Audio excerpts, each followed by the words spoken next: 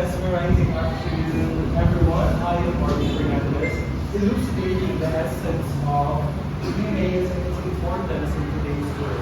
And also illustrating as well the tips for business emails.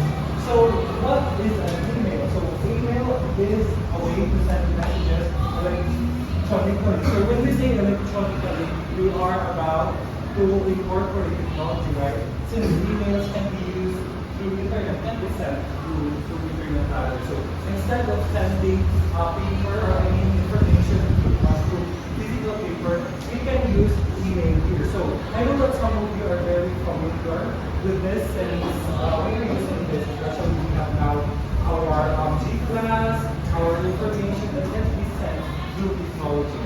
So it is also used for communication inside the company, such as memo share, communication outside the company, such as letters. So, when we say company, communication inside the company, we are referring to the business emails inside the company.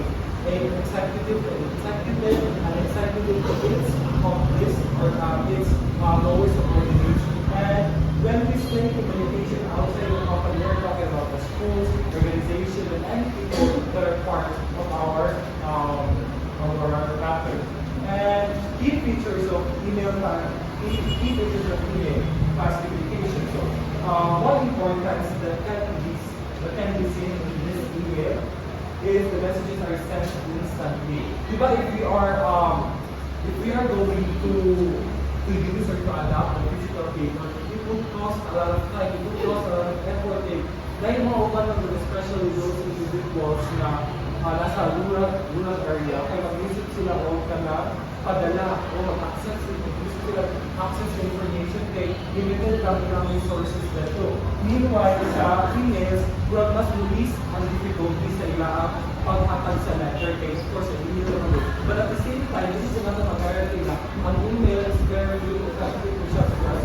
So it said, people are still struggling in this world. So another importance is that it can reach many people at the same time. So unlike some physical paper, we can just send it individually, person to person.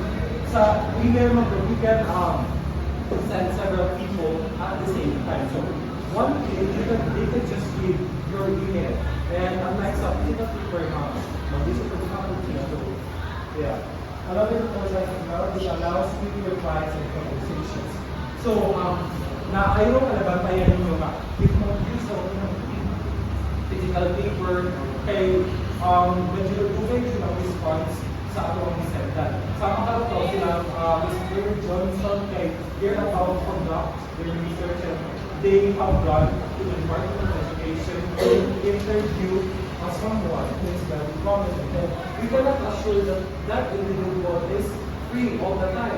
And through the physical paper, we cannot also guarantee that she or he can respond quickly. Unlike sa email, one sentence says that they include sa box, and isang mo, dito na din nila mabasa, or dito na din mo mabasa, bilang reply na information na hinahanap nila response or reciprocates it more.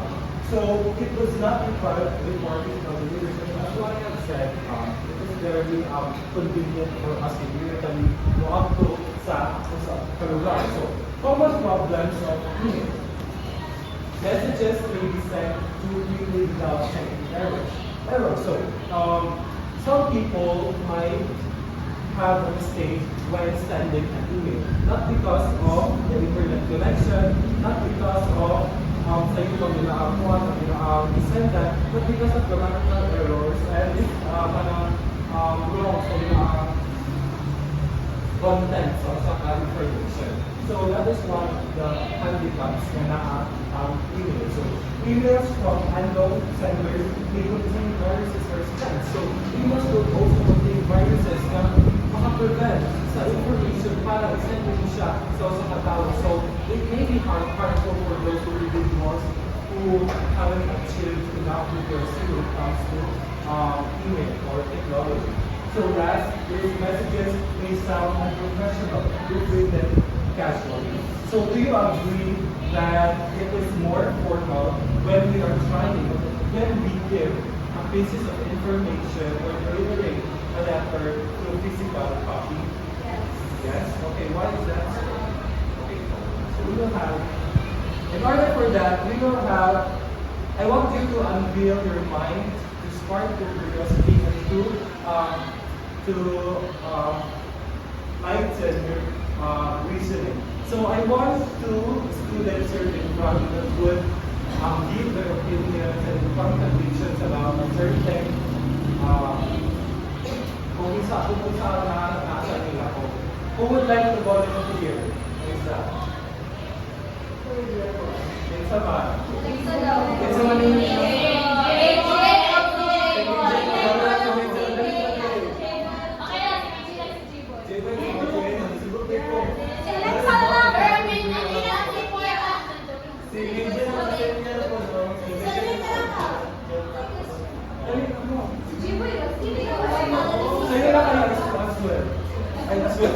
I swear, sorry. Let me have this, I didn't do. Okay, what happened in last one?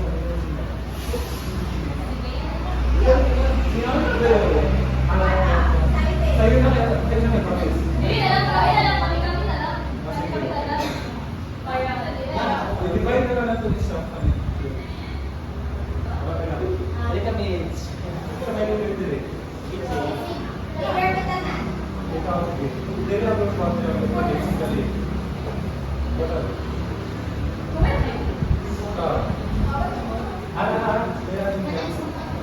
please put the rest of the cats to look watching.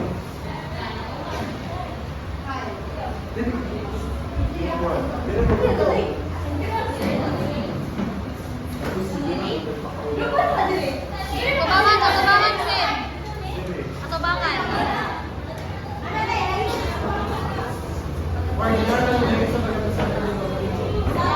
Okay, sa additional facility.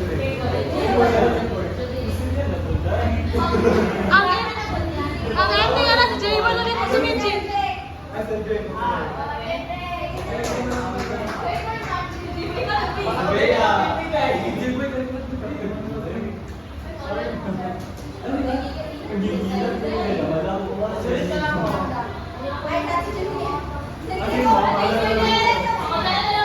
Okay, mga panang ako, wala kayo participate ninyo. Rest assured, I will tell nothing about this. You not participate in this class. Just because she's absent. Okay? So my question is, what do you think is the most effective approach when sending letters to someone? Emails or personal letters? Personal letters? Why?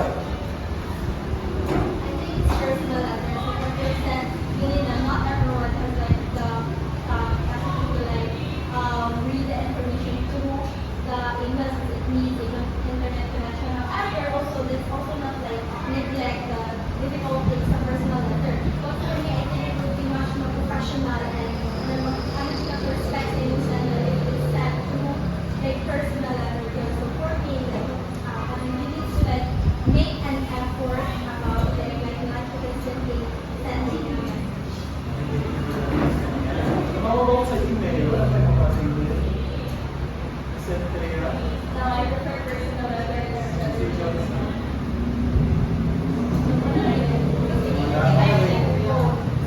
So, sakto sa intindihan niya yes, depende na sa situation. But if we're talking about formality, we can use the personal, physical letter, other personal letter, physical letter.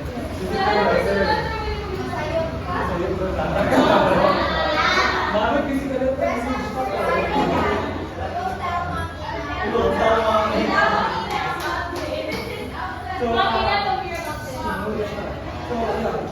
Dili ko na ito dapat i-neglect email just with the format of physical letter. Nothing important siya for kind of convenience on email. Diba, technology nowadays are very rampant. So, kapag ako nasa buwat ng consent, sabi ko, we use physical letters. In some cases, those individuals will use. If a business sila pumunta, but those individuals who have small businesses or the information na dapat natin mga departments na country, we have no choice but to stick to the email as well. Again, it depends on the situation, whatever you prepare, and whatever is convenient for you. So let us now move forward to the tips for effective business email. So number one, kung like you, is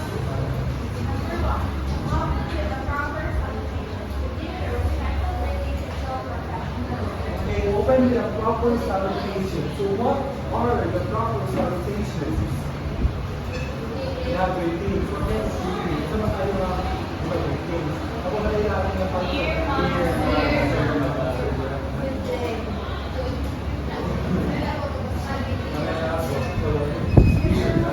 so, di ko pa pwede kayo mo na, hey ma'am, hey sir, so we have to use positive words that make our words smile. So, number two, please wait, please. Adalio.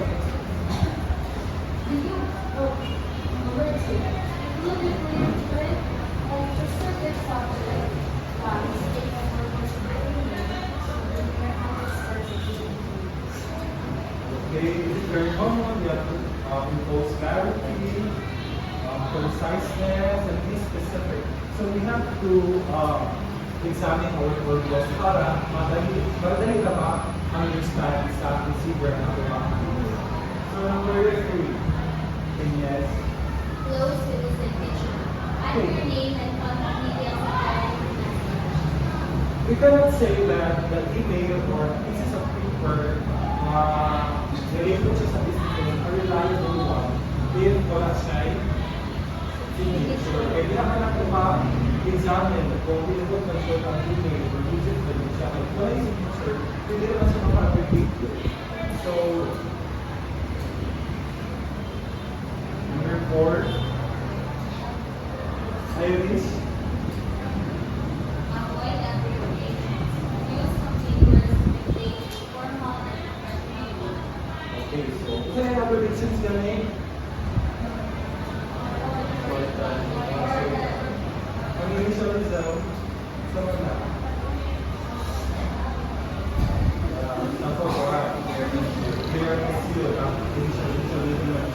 how about acronym?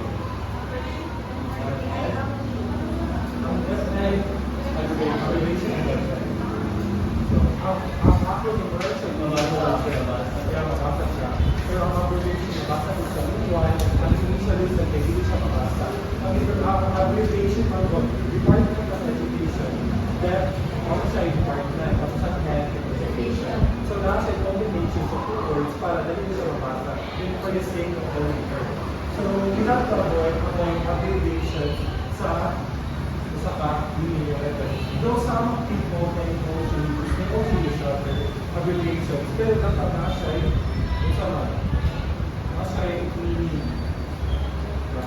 tapos, Department of Education, para sa SDFN. So, number five, we have to be free. Dapat short lang yung mga information na hindi mo para mas masaktan sa leader. So, that concludes my report. Let us now move forward to the other 6 tips for effective business